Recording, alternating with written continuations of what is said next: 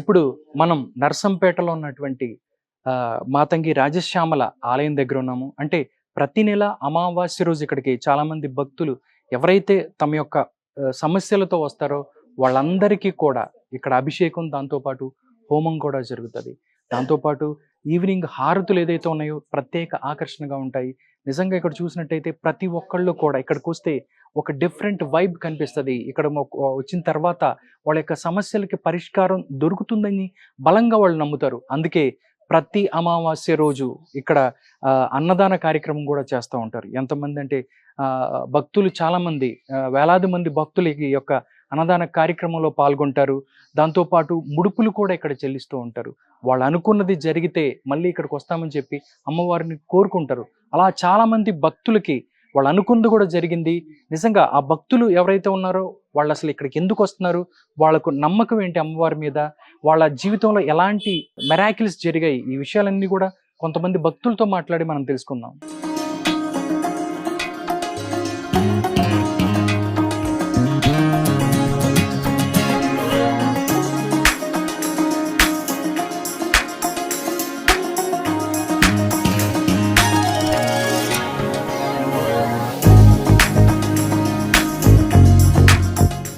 నమస్కారం. శ్రీమాత్రే నమః. శ్రీ గురుభ్యో నమః.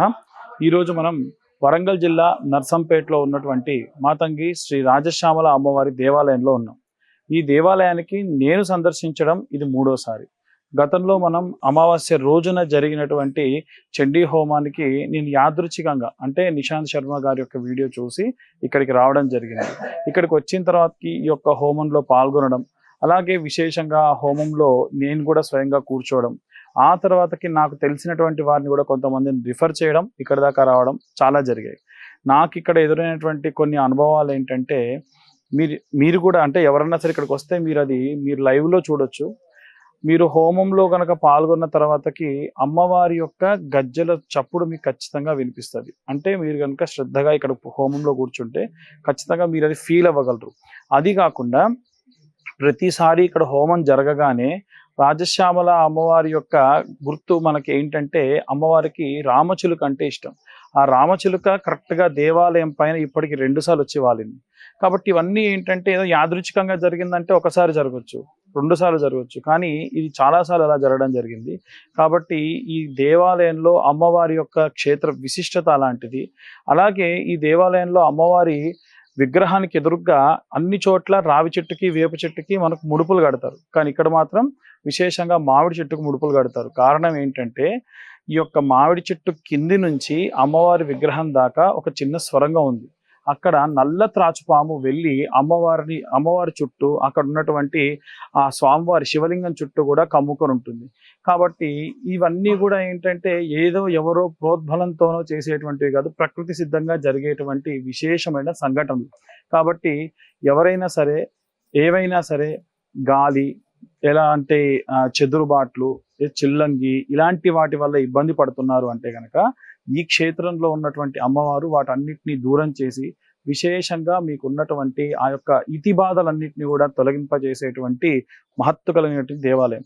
ఎవరైనా ఇలాంటి ఇబ్బందులు ఉన్న వాళ్ళు ఈ దేవాలయానికి సందర్శించవచ్చు. మీ వంతుగా ఇక్కడ ఎప్పుడు కూడా నిశాంత్ శర్మ గారు కానీ వాళ్ళ నాన్నగారు కానీ మీరు ఇంత ఖచ్చితంగా దేవాలయానికి సమర్పించాలని ఎప్పుడు కూడా చెప్పరు. దేవాలయానికి మీ తోచినంత సహాయం చేయండి.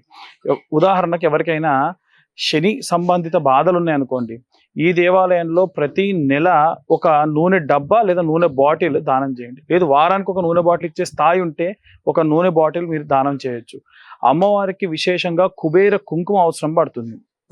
ఈ కుబేర కుంకుమ కోసం మారేడు ఆకులు, తులసి ఆకులు, వేప ఇవన్నీ కలెక్ట్ చేసి పచ్చకర్పూరం వీటన్నిటితో చేస్తారు. కాబట్టి ఎవరైనా పచ్చకర్పూరం కానీ, కర్పూరం కానీ, లేదా మారేడు దళములకు సంబంధించి కానీ, తులసి ఆకులు ఇవన్నీ కావాలి. లేదు మా వంతు మేమేదైనా ధన సహాయం చేయగలనుకున్న వాళ్ళు కూడా ఇక్కడ సహాయం చేయొచ్చు. ఇంతనే సహాయం చేయాలని లేదు, ఖచ్చితంగా దేవాలయానికి సంబంధితమైనటువంటి ఏదైనా స్కానర్ కానీ, అకౌంట్ నెంబర్ కానీ ఉంటుంది.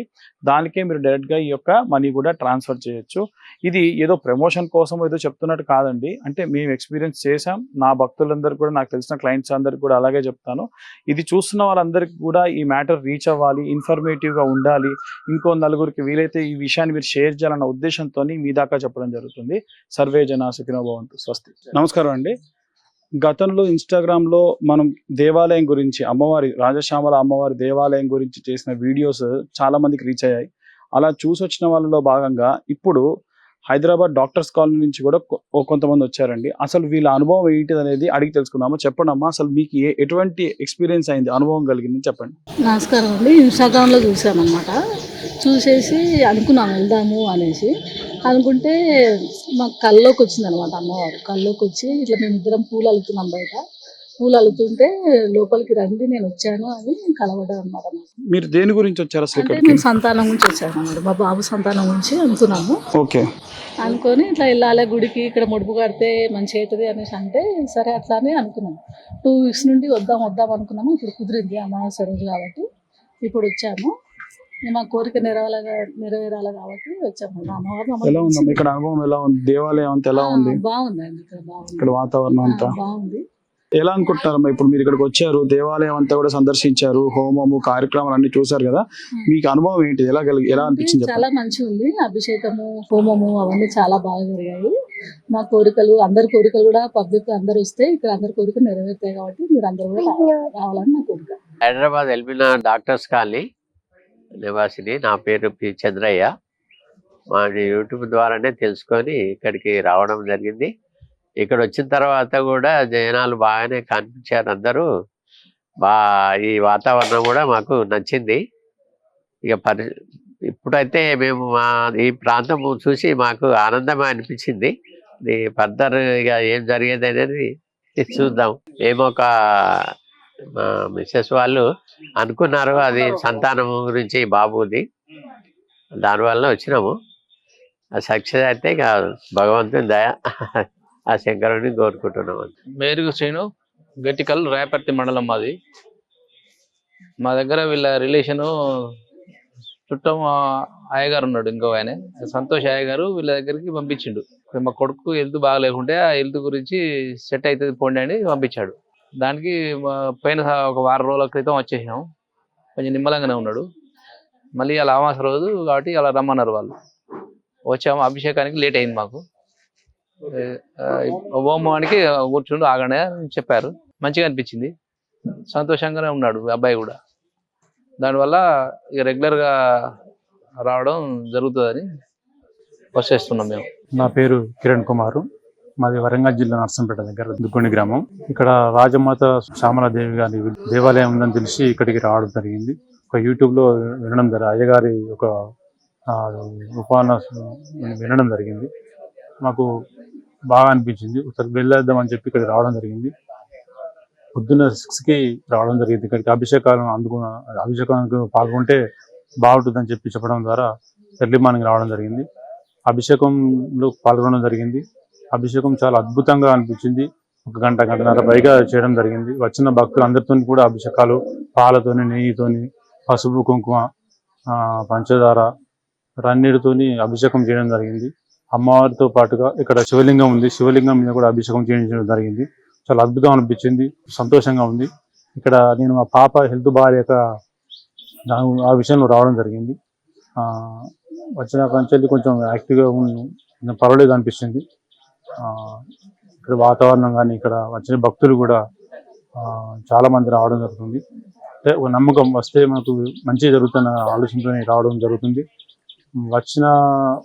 మేము రావడం కంచె కూడా మాకు చాలా బాగా అనిపించింది. ఎందుకంటే ఆ అభిషేకం పాల్గొనడానికి ఒక అద్భుతమైన ఘట్టం. ఆ అదృష్టం మేము అమ్మవారి ఈరోజు మాకు తప్పించుకోవాలనిపించింది కాబట్టి మేము రావడం జరిగింది. ఈ ప్రత్యేకత ఏంటంటే అమావాస్య రోజుల మాత్రమే ఈ పూజ జరుగుతుంది అనేది ఒక ప్రత్యేకత. అంటే అమావాస్య రోజు ఉదయం 6 గంటల నుంచి సాయంత్రం 6 గంటల దాకా కూడా పూజా కార్యక్రమాలు జరుగుతాయి. అలాగే యజ్ఞము, యాగాలు ఇవన్నీ జరుగుతాయి ఇక్కడ. అలాగే అన్నదానం కూడా, మధ్యాహ్నం అన్నదానం కూడా అయ్యగారులు ఏర్పాటు చేయడం జరుగుతుంది. కాబట్టి ఈవినింగ్ సాయంత్రం 6 తర్వాత కూడా కొన్ని కార్యక్రమాలు చేయడం జరుగుతుంది ఇక్కడ. వాటి అన్నింటిలో పాల్గొనడం ద్వారా మంచి జరుగుతుందని ఒక అభిప్రాయంతో రావడం జరిగింది ఇక్కడికి. ధన్యవాదాలు.